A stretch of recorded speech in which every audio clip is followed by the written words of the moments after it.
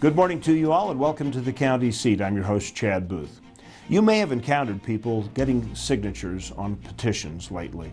They have been at grocery stores, at events, at the Southtown Expo, at the Salt Palace, even on street corners.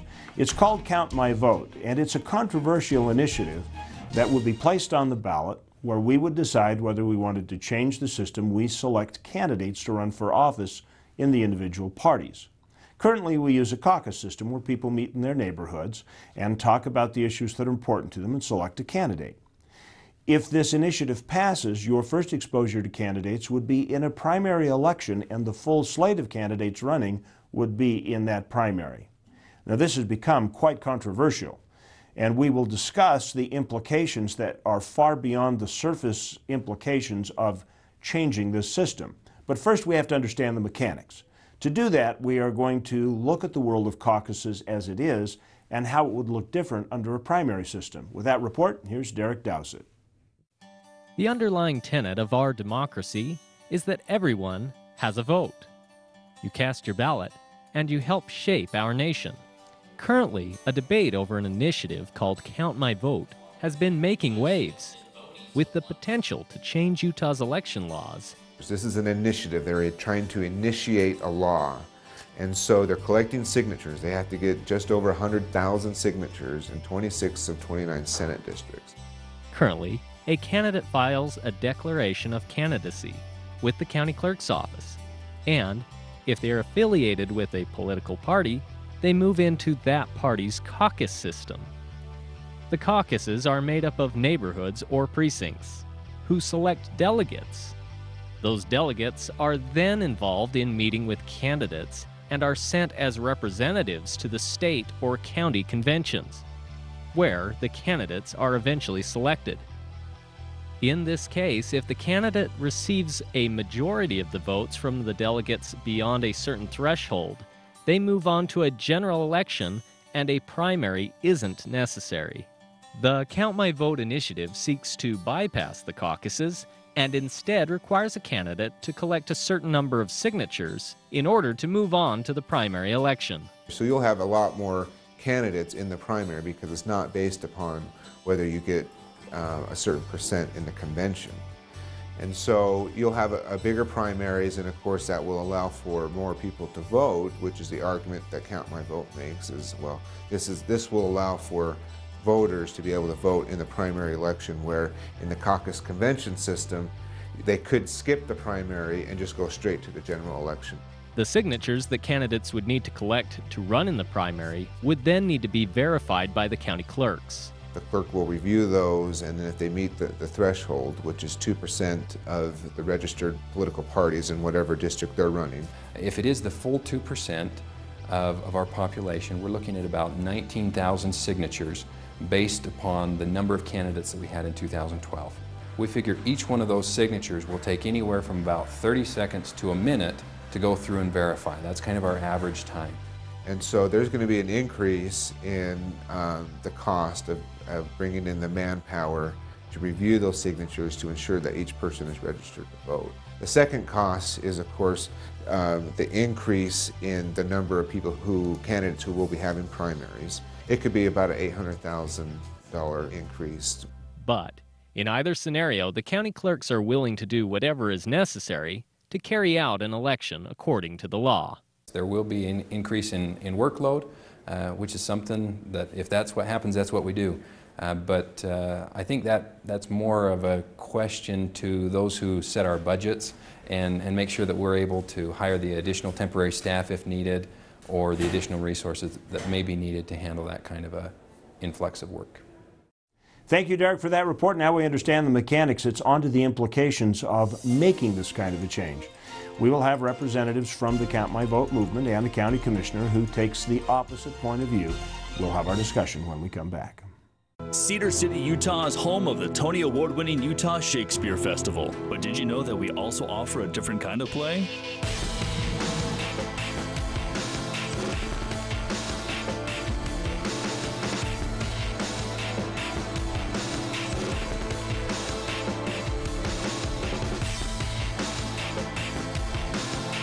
Escape the gray. Head south for clear skies. Cedar City, Bryan Head. you ever wanted to recreate the world around you? Add some excitement, culture, adventure? Well, there's no need to remake the world when that perfect combination already exists. Just remember 4 words. Welcome to Weber County.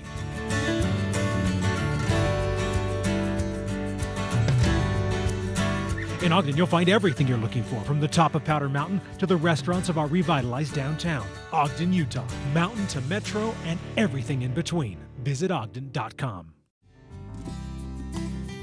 I lived in Phoenix and then down in Orange County in California, and I met a small town girl and she brought me home. Just the smaller community that makes you feel like when you go somewhere you know everybody. You know, the sporting programs, the dance events, all these kinds of things, you run into people you know and that care about you and your family. And that makes it just a wonderful place to have little ones like this. Isn't it time you found the balance you've been looking for? Uinta County, Utah. Skiing is expensive, right? Well, how about we do something about that? Eagle Point, Southern Utah's premier resort located right outside of Beaver, Utah, is proud to announce $25 lift tickets all season long. Ski and snowboard Utah's newest resort for the lowest price, and find out why the Point, with its family-friendly staff and great atmosphere, will become your second home. $25 lift passes all season. Go to EaglePointResort.com for eligibility and restrictions. 5 lifts, 40 named runs, 1,500 vertical feet. Endless possibilities. Eagle Point Resort. How would you spend an extra day in Utah Valley?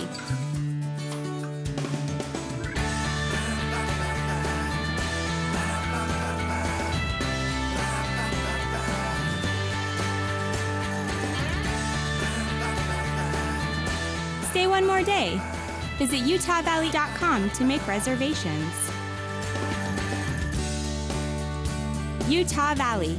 Bring everyone together.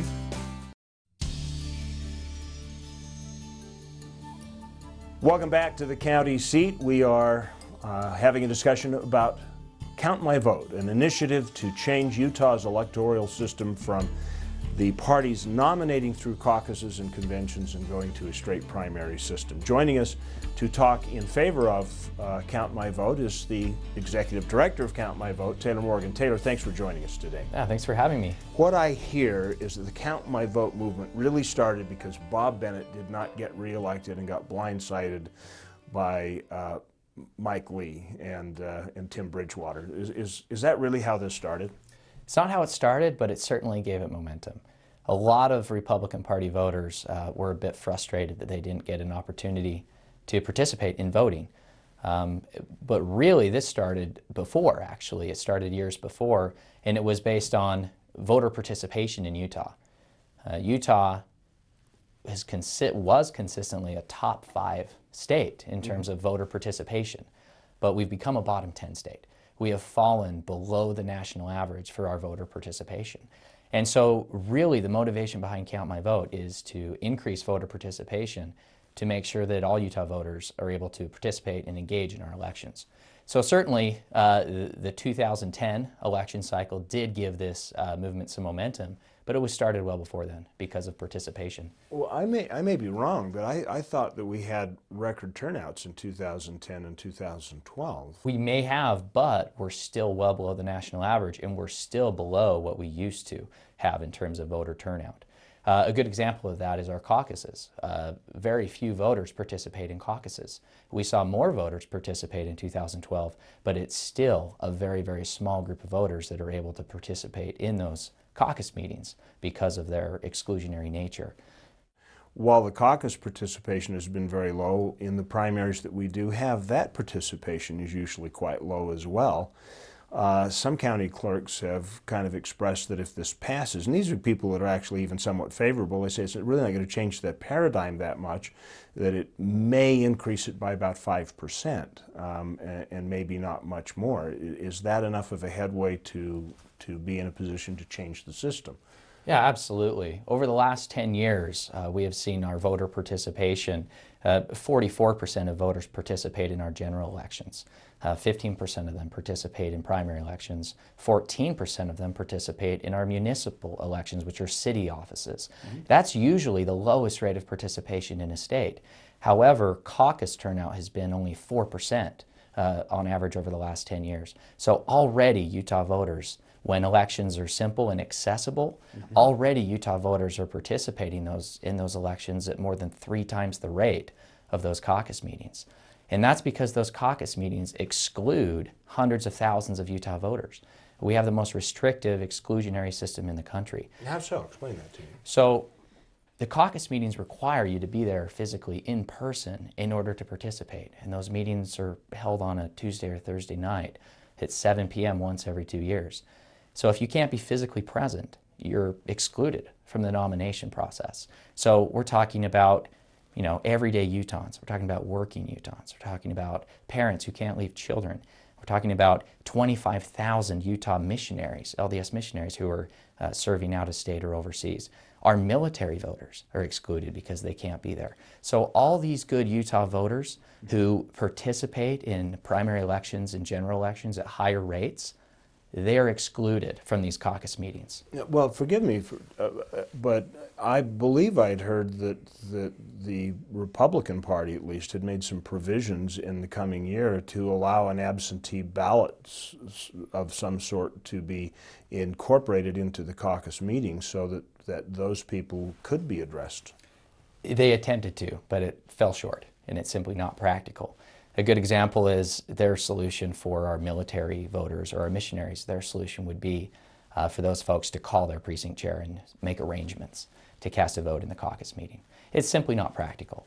Primary elections are simpler, they're more accessible, and they will result in higher participation. It's about getting more Utahns involved in our elections. You know, we're a great state because of our people, because of who we are. And so the more Utahns that we can have participating in our elections, the better we will be. The parties in the past have been able to determine who and how they nominate candidates for office. And we are now taking that out of the party's hands, literally, and transferring it over to the government's hands. I don't know. Not quite, actually, not at all.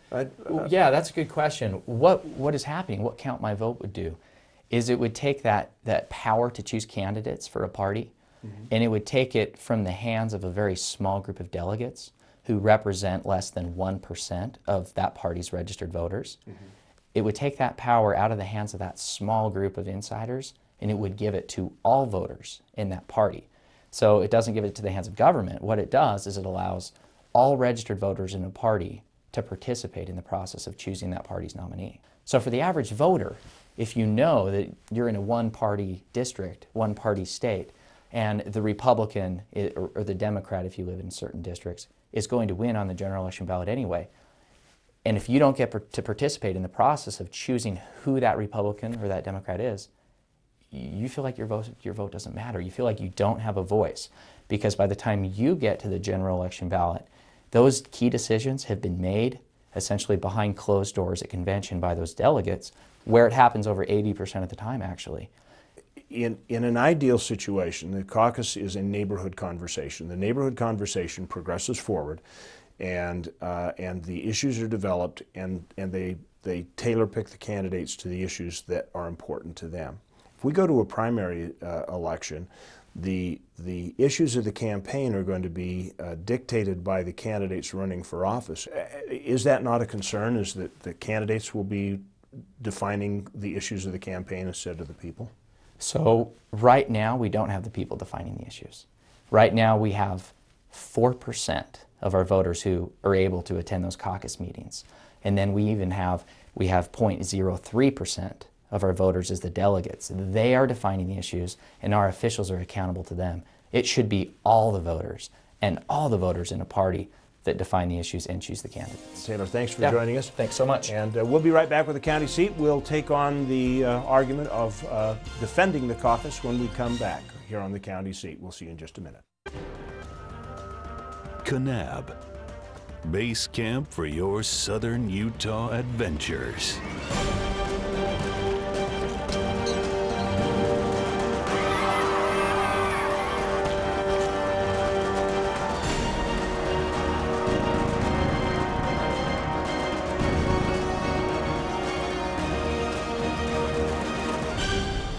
You belong in Kanab.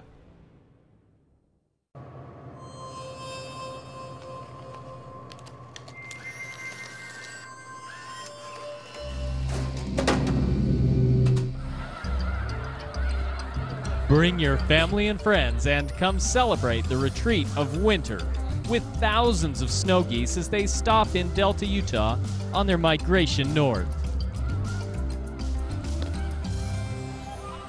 Pick your adventure in Millard County. Almost 45% of the oil produced in Utah, 7.8 million barrels, comes from Duchesne County. That oil feeds our state economy, provides job growth, and supports local business. Here in Duchesne County, we're working to make Utah an economic, cultural, and technological leader. Whether you're here for business or pleasure, Duchesne County will welcome you with open arms and invite you to explore all the beauty of the Uinta Mountains. Duchesne County, close enough for business, far enough to get away. I didn't order this. Compliments of the lady in gold. Hello, trouble. Anything worth doing in this quiet little town? You look like the kind of man that could show a girl a good time. You strike me as the kind of girl that likes a manicure and a massage. How's that for a manicure? I hate golf. I was hoping for something a little more vigorous. Vigorous, I can do. And I thought you'd be riding side saddle. What?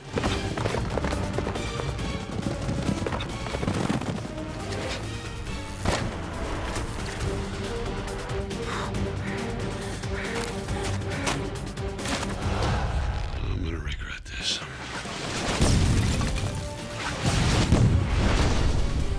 How about that manicure?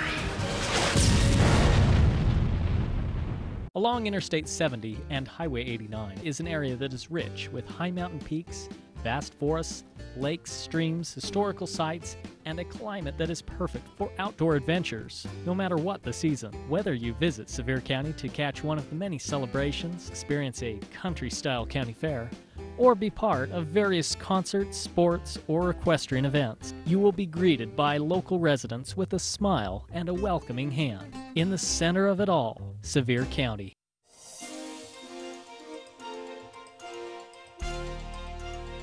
Welcome back to the county seat. Our conversation today is surrounding Count My Vote. You've heard the argument in support of Count My Vote. Now an argument in support of the status quo, our caucus system. Joining me for this conversation, Commissioner David Miller from Iron County. Chad, it's good to be with you. Thank you. In our previous conversation, the last segment, the Count My Vote position is that we have extremely low voter turnout because of the caucus system, and it carries over all the way into the general election through the primaries, and it's because the caucuses are so exclusionary and only involve 4% of the voters. That's what they said. Well, and I think that argument, that low voter turnout or the participation rate in elections is caused because of the neighborhood election process is an erroneous statement. I think it's flawed. Well, I think it's assumptive, and I think that it speaks to an argument that doesn't have any substance. Because, for example, in 2002, the federal Congress passed a law called HAVA, Help America Vote Act, and in this process, and it kind of came out of the issue that they had in Florida in the presidential election where there were hanging chads on the ballots. But essentially what happened was they implemented several things that restricted county clerks from being able to update their voter lists for a period of 2 presidential terms. And so we could take an example of a college community where they have thousands of students that come onto campus and they register to vote in order to participate and to, more importantly, to make sure that they get their in-state tuition. And so when they graduate and they move, they still remain on the original voter rolls in that county in which they registered for up to 8 years. And you could imagine the kind of interference that would create in getting accurate accounting of who's on the type of activity on voter turnout. So basically you're saying that they may be quoting accurate numbers, but they're accurate because of an inaccurate record-keeping system that keeps a lot of people on the files that really aren't in that community anymore? Well, no proponents of the Count My Vote initiative have ever even addressed this, and it's been addressed by many of the county clerks. And so I think that, as you well, and I think we all recognize, that statistics can do a lot of different things. And so utilizing statistics really should be measured in really understandable terms. And there's an understandable term that I want to speak to in favor of the direction that the neighborhood elections have been going for the last several election cycles. In 2010, the number of participants in the local neighborhood caucuses doubled. That's a big number. Mm-hmm. And in 2012, that number doubled again over the previous election cycle. Okay, well, yes, they have increased, but it's still lower than the national average. What say you to that? Well, I think that for us to try to put ourselves in the same camp as the rest of the country, if we're going to do that, let's put us in the same camp across the board. How do we rank in terms of our fiscal responsibility? How do we rank as a state? Utah's the best managed state. We've got fiscally responsible legislators. We have so many things going in this pretty great state that we all are so in favor of and appreciative of. Why do we want to exchange something that we're all enjoying as citizens of this great state in terms of our nominating process for an unknown, potentially dangerous path that mimics the model of Chicago politics? And I really mean that. This direct primary approach is used in the state of Illinois. This to me ends up being a key point. Agreed that the caucus system as it's currently run has got some problems, and we've kind of taken it out of the neighborhoods in a lot of communities and made it more of a regional thing, and it's no longer a neighborhood discussion. But the key fundamental difference, in my opinion, one of the two most important parts of this is that when you start in the caucus process, you get together with your neighbors and you define community values and you define issues that are important to you as a community. And that works its way up into the convention through the delegates, and it becomes the conversation that candidates have to respond to. If we are changing to a primary system and candidates no longer have that interface at that neighborhood level, they get to define the issues of the campaign. So they're now defining what we talk about, and it may not even be relevant to the local communities. What are your thoughts on that? Well, one of the geniuses of American politics as a whole, dating back to the Revolutionary period, in fact, the word caucus actually comes from a Native American word that means council. And so when you gather, whether it's in your neighborhood, in your neighbor's family room, and if you've got too many people to fit there, you go to the school, or if you end up in expo centers and you're meeting together and you're discussing the issues because they're important to you, those issues are not up for sale. They're up for discussion. And that's a brilliant aspect of the whole process of caucus meetings, is that we get together. Yeah, it might only be once every 2 years, but as we discuss those in a real tangible way, we then select those people amongst our ranks, amongst the citizens, our neighbors that we know and we trust and we have some experience with, and we know how to get a hold of them. And we know that if they don't get a hold of them, they know that we will get a hold of them. That the fact is that we can put together a lobbying team on behalf of citizens in protections of their rights, their liberties, their properties. And you know, this is a great counter to what happens in a lot of states where they have a direct primary or just an open primary or a closed primary. And this proposal that Count My Vote has is closed primary.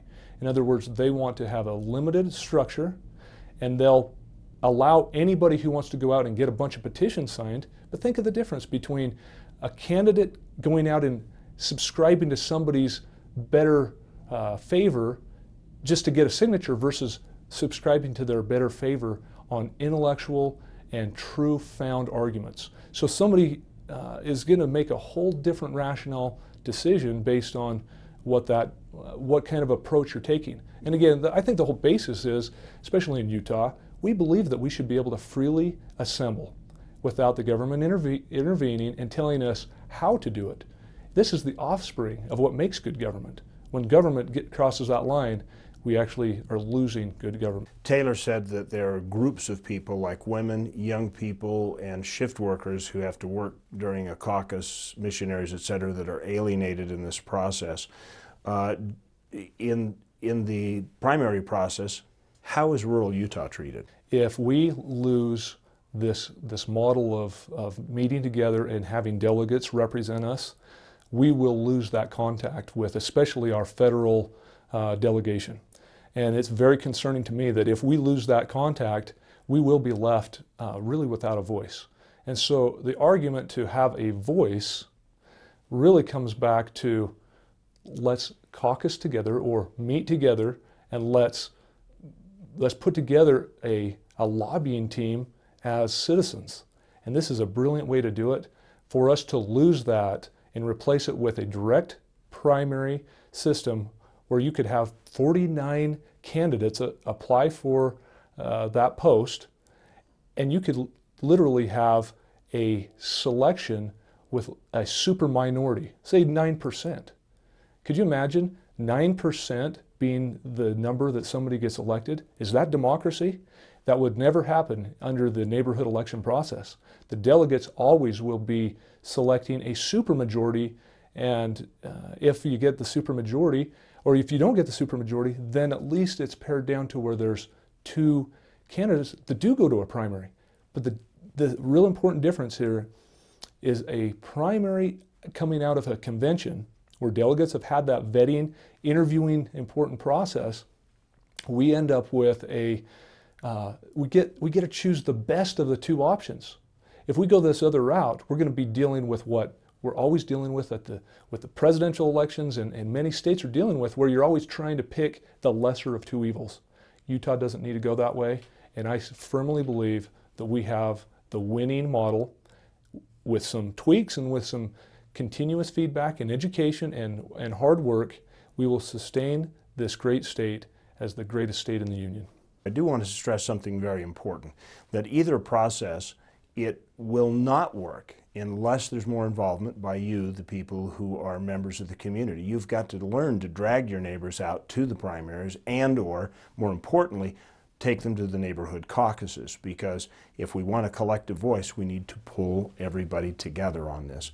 Remember, local government is where your life happens. Make sure that you are part of that process. Nothing can be more true to that motto than participating in elections in the early stages. We really will have to come back and address this again. Thank you for joining us on the county seat. We look forward to you joining us next week. We thank you for inviting us into your home. Comments on Facebook, Twitter, and we'll look for you next week.